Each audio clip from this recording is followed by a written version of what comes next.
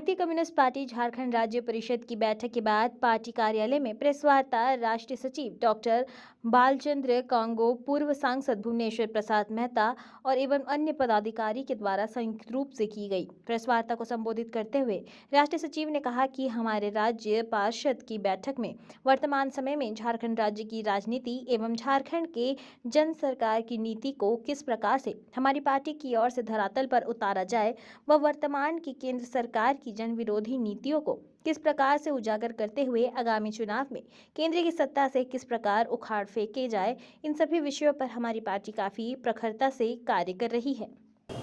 कल रांची में झारखंड राज्य की प्रदेश परिषद की मीटिंग के लिए मैं आया था और कल मीटिंग संपन्न हुई। इस मीटिंग में कई अहम बातों पर चर्चा हुई। सबसे पहले तो बात यह है कि देश की मौजूदा राजकीय और आर्थिक हालत जो है उसके ऊपर चर्चा हुई। महंगाई बढ़ रही है, बेरोज़गारी बढ़ रही है और कई दिक्कतें हमारे सामने खड़ी हुई हैं।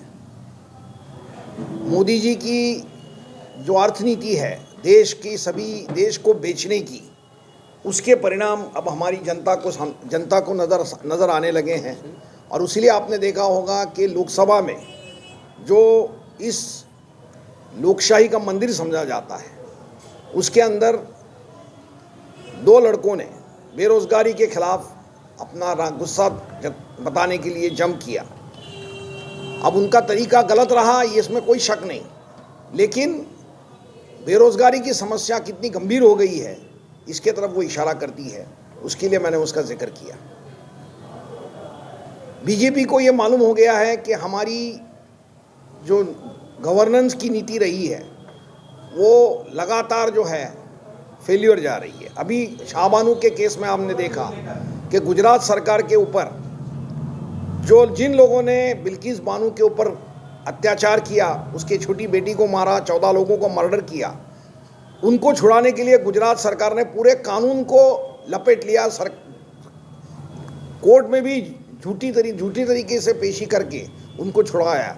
इसके लिए सुप्रीम कोर्ट ने नाराज़गी व्यक्त की है। उम्मीद ये थी कि कोई भी सरकार ऐसी टिप्पणी के बाद इस्तीफा दे देगी, लेकिन गुजरात की सरकार है, वो मोदी की अब चाल पे ही चलेगी और इसीलिए उसने इस्तीफा नहीं दिया। और अब देखने हैं कि दो हफ्ते के अंदर वो लोग जेल में वापस जाते हैं कि नहीं, ये भी देखने की बात होगी। तो ऐसी कई घटनाएं हुई हैं कि जिसके वजह से ये साफ जाहिर हुआ है कि मोदी सरकार जो है, बीजेपी की सरकार जो है, वो अपने सत्ता का दुरुपयोग कर रही है। ईडी से सभी मुख्यमंत्री, केजरीवाल रहे, हमारे हेमंत सोरेन रहे और कई मुख्यमंत्री मंत्री हो गए, इनको तकलीफ देने की बात वो बार बार करते हैं। उनके खिलाफ झूठे मुकदमे दाखिल करते हैं, होता कुछ नहीं है। और हमने देखा है कि जिनके ऊपर ईडी कार्रवाई करती है वो अगर बीजेपी में चले जाते हैं तो कार्रवाई ठंडी हो जाती है, कोई एक्शन नहीं लिया जाता। उसके लिए ममता दीदी ने सच कहा कि बीजेपी ये वॉशिंग मशीन के जैसी काम करती है।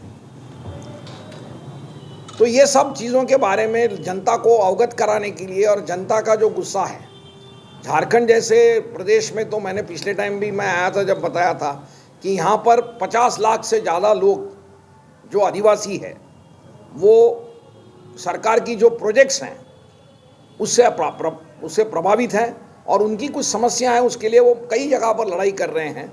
कम्युनिस्ट पार्टी आदिवासियों के साथ खड़ी है उनके सवालों को लेकर। तो ऐसी कई समस्या हैं, बेरोज़गारी की समस्या है, पर्यावरण की समस्या है, किसानों के आमदनी दुगनी करने की बात थी 2022 में, वो ही नहीं, उसकी बात है, वो भी आंदोलन कर रहे हैं। पिछले 26 नवंबर को मैं आया था तो 26, 27, 28 नवंबर को एक महापड़ाव हुआ था जिसके अंदर मजदूर और किसानों ने, हमारे आईटक के नेता है वो भी थे वहाँ पर, इन लोगों ने मिलकर एक बहुत बड़ी रैली की थी। पूरे देश में ऐसी रैली हुई और लोगों ने, मेहनतकश अवाम ने अपना गुस्सा इस सरकार की नीतियों पे जाहिर किया था। अब इन ऐसे सवालों को छुपाने के लिए मोदी सरकार जो है अब धर्म का फिर से आसरा ले रही है। हमारे राष्ट्रपति खुद गए थे हमारे पंतप्रधान ने, प्राइम मिनिस्टर ने उसका विरोध किया था, वो गए नहीं, क्योंकि उनका कहना था कि हमारा जो संविधान है वो धर्मनिरपेक्ष है, इसीलिए हमारी जो गवर्नमेंट है वो किसी एक धर्म के साथ अपने आप को जुड़ नहीं सकती। अब ये मोदी जी और उनके पार्टी की सोच अलग है, वो अपने आप को एक धर्म के साथ जोड़ना चाहते हैं और वो बताना चाहते हैं कि इस धर्म को और इस सोच को मानने वाले ही देशभक्त है, बाकी सब देशभक्त नहीं है। ये उनकी सोच है और वो सोच को बढ़ाने के लिए मंदिर का वो जुलूस मना रहे हैं। इसीलिए हमारा कहना है कि मंदिर का निर्माण नहीं है, राजनीति है और इस राजनीति का हम विरोध करते हैं।